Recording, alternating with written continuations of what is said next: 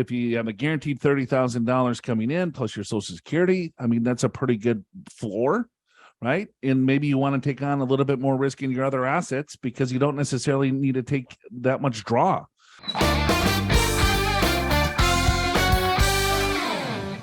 Thanks for joining us once again. Go to yourmoneyyourwealth.com. Click on Ask Joe and Al on the air. We'll answer all in any questions that you have. My question is, my wife works for a school district, and she has an opportunity to get a pension at 55 years old for $21,000 per year, or at 62, it would be $30,000 a year.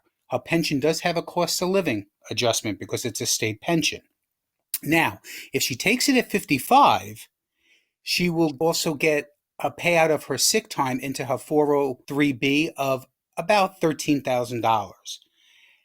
Or if she takes it at 62, there is no payout of the sick time. The school district won't let her keep the money, and she would just get $30,000, and it would start at that point.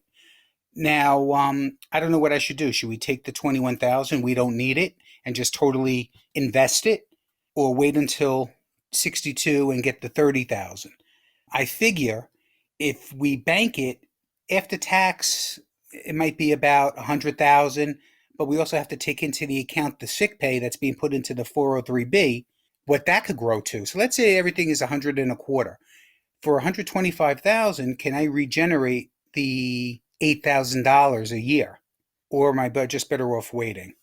Your expertise are appreciated. In addition, we have $1 million in pretax, retirement, $25,000 in brokerage, $100,000 in Roth, and $80,000 in non-qualified annuities, and we make about $200,000 combined right now. Thank you. Really, the best answer here is more sophisticated financial planner software to figure this out. However, here's what I did with my simple mind, which is I just said, okay, if you have $13,000 now and you put in $21,000 a year for 7 years, I first of all, I did it without tax. So I'll qualify that right off the bat. And it came out to about $200,000 that Rich would have with tax, probably closer to what he thought, maybe 125, maybe 150, but let's just say 125. But if it was $200,000 he had, I would be likely to just go ahead and do that, because 4% rule, $200,000, $8,000, you're in about the same place, and you've got access to those funds anytime you want. However, I think as I think about this, when I think about income taxes, I think I would probably not do it, because you're not going to end up with $200,000. You're going to end up with something quite a bit less. And then I would just have, Rich, I'd have your wife, as she got closer to retirement, 62, just take more sick time, just take some more mental health days, use that time and have fun. So I would probably wait is what I would do. So what he's asking is that it's like a Social Security question, right? Yeah. So you take it at 62, I get $21,000. If I wait until full retirement age, I get $30,000, which is a better deal. Yeah, and you can do break even, but then you got to figure taxes, and it's right. And if you just look at simple math, let's say they live until age 85, you take it at 62, roughly they're going to, and then you add another $13,000 on it. Yeah, you get about $640,000. If you wait, and you die at age 85, you're going to get $690,000. Right. And so, I mean, the delta's not that huge. Yeah, that's kind of the same conclusion. I just felt like if there was no such thing as income taxes, I probably would go ahead and take the money and start banking it and investing. But because of taxes, I think that changes my mind to just wait and get the $30,000 at age 62. Right. But if you take the money, it depends on all the assumptions that you want to make. Sure. Right. I just use 6% is what I do. But if you get 8%, you're going to be way off.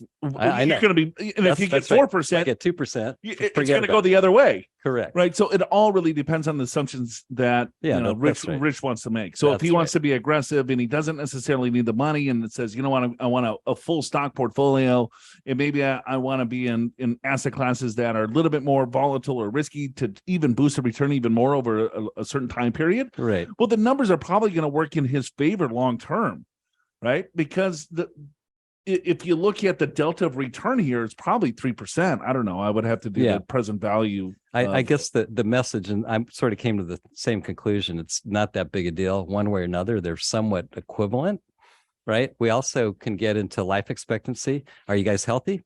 Great. If not, if you have impaired life expectancy, maybe you go ahead and take the money and enjoy your life and go from there. Right. But I think what I would be looking at this as is just a guaranteed income stream. Yeah, me too. And I would push it out and get to 30 because it sounds like he doesn't necessarily need the cash. He doesn't. And this whole thing is predicated on him saving it.